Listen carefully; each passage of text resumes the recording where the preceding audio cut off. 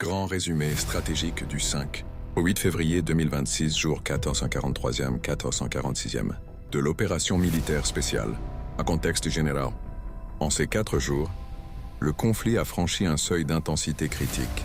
L'armée russe a mené des offensives coordonnées sur plusieurs axes. Soumis, Donetsk, Lugansk, tout en lançant une campagne systématique de destruction du réseau électrique ukrainien. En parallèle, les forces ukrainiennes ont riposté par des frappes profondes sur les régions russes de Belgorod, Bryansk, Koursk et Rostov, causant des pertes civiles et des dégâts énergétiques massifs. Un échange de prisonniers 157 contre 157 a eu lieu, contrastant avec la violence croissante sur le terrain. Dans ce rapport, on décrypte carte en main les avancées tactiques, les points de rupture et ce qui va vraiment se jouer dans les 7 prochains jours. Front Nord, soumis à Kharkiv. La Russie déchire la frontière. Percée transfrontalière russe, 6-8 février. Popovka conquise, 5 février. Nouveau secteur franchi, district de Krasnoyarsk. Glushkovka libérée, 8 février. Tête de pont de 20 km² dans le district de Slobojansky. Objectif russe. Approfondir le plateau de 9 km sur l'axe.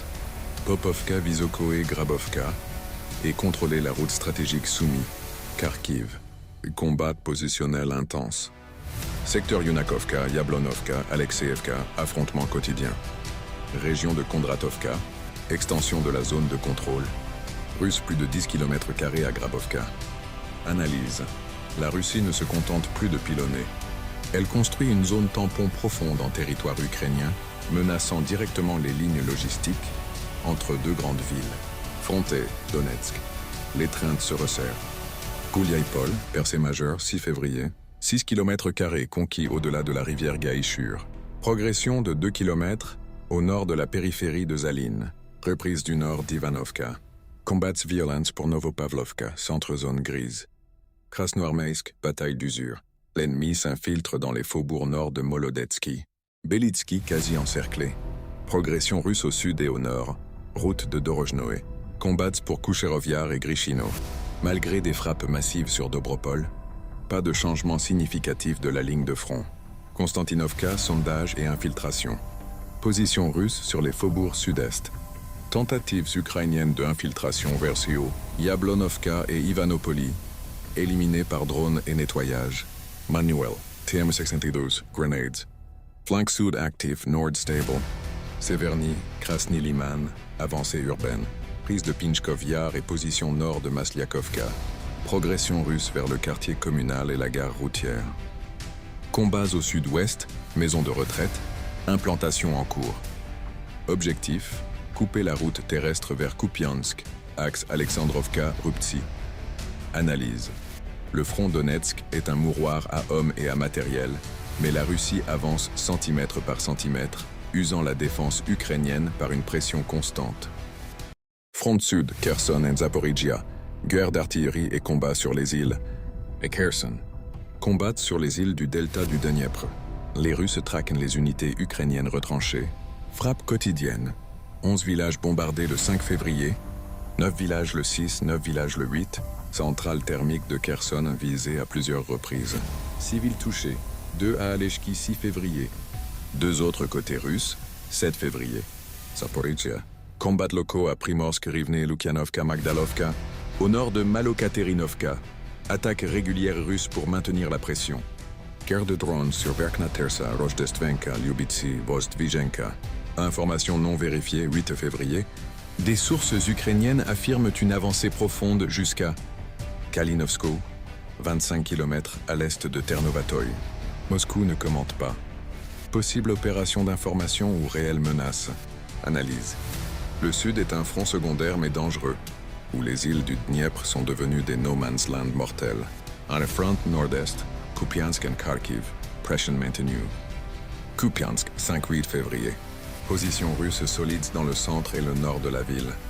Tentative de repousser les forces ukrainiennes. À Kurilovka, objectif quartier. Kurilovka in det immeuble. Petit succès au nord de Krasny First et au sud de Dvorechnoï. Kharkiv. Combattent dans les forêts de Grafovka et Siminovka. Arrivée du régiment de Rangers indépendant des forces spéciales, 7 février, pour redresser la situation. J'analyse. Kharkiv reste un abcès de fixation pour la Russie, mais l'arrivée de troupes d'élite suggère une volonté de verrouiller définitivement ce flanc. Guerre des drones en frappe profonde. Escalade symétrique. Défense aérienne russe. Bilan de la semaine du 6 février. Drones plus missiles abattus.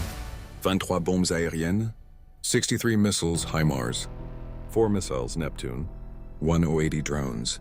Nuit des 5-8 février. 45 drones abattus. 5 régions plumaires d'Azov. Nuit du 5. 38 drones abattus. 4 régions. Nuit du 6. 22 drones abattus.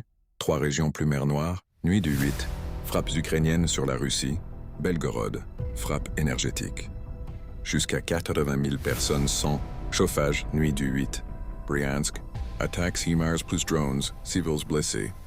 Kursk. Drone sur maison. 1 mort, 3 blessés, dont une enfant. Rostov. Plusieurs villes touchées. Victimes. Destruction. RPL. Rovanki. Drone sur immeuble. 5 blessés, dont 3 enfants. Frappe russe sur l'Ukraine. Nuit du 5 au 8. 8 régions visées chaque nuit. Odessa. Bombardement massif. Détails non communiqués. Mirgorod, Poltava. Frappe de drone. Uranium. Sur l'aérodrome. Probable avion cargo en provenance de Pologne. Dnipropetrovsk. Série d'explosions sur infrastructures de transport et industrielles. Raffinerie de pétrole touchée. Région de Dnipropetrovsk. Infrastructures ferroviaires visées à Jitomir, Soumy, Kharkiv. Analyse. La guerre énergétique n'est plus un slogan. C'est une réalité quotidienne des deux côtés, avec des conséquences humanitaires immédiates. Gains territoriaux russes, semaine du 6 février. 8 villages libérés, 3 en RPD, 3 dans la région de Zaporizhia, 1 dans la région de Kharkiv, 1 dans la région de Soumy. Événements marquants hors front. Tentative d'assassinat du général Alexeev à Moscou, 7 février. Qualifié de nouveau coup de réveil. Les généraux russes efficaces sont désormais des cibles prioritaires, même au cœur de la capitale. Revendication ukrainienne non confirmée, 5 février. Tir réussi sur le polygone de Kapustine.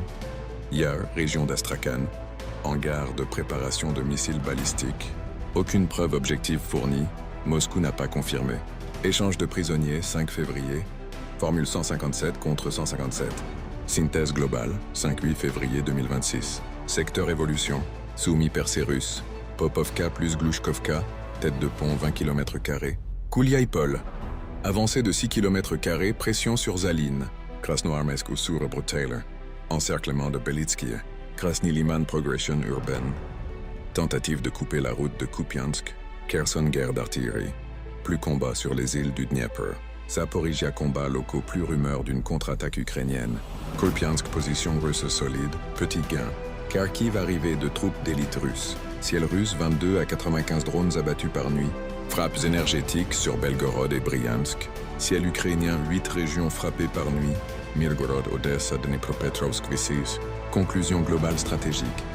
Ces 4 jours, 5-8 février 2026, ont vu 1. Une percée russe transfrontalière réelle à Soumy, avec la constitution d'une tête de pont de 20 km². 2. Une guerre d'usure sans répit sur le front Donetsk, où Moscou grignote chaque mètre carré. 3. Une escalade symétrique de la guerre énergétique. Les deux camps frappent désormais les infrastructures civiles de l'autre. 4. Une menace intérieure grandissante pour la Russie. Tentative d'assassinat d'un général à Moscou. Frappe quotidienne sur Belgorod, Bryansk, Kursk. 5. Une guerre de l'information intense. Rumeur de percée ukrainienne à Zaporizhia, à confirmer. Revendication non vérifiée. Kapustine Yar. Le front n'est plus une ligne, mais un archipel de points chauds, chacun ayant sa propre dynamique. L'issue dépendra désormais de la capacité des deux camps à tenir l'usure, énergétique tout en alimentant en munitions et en hommes leur secteur prioritaire. À l'ouest, on commence à mesurer l'ampleur. Ce conflit ne se gagnera pas en une bataille, mais en une succession de petites morts, de villages, de centrales, de routes, d'hôpitaux, d'espoir.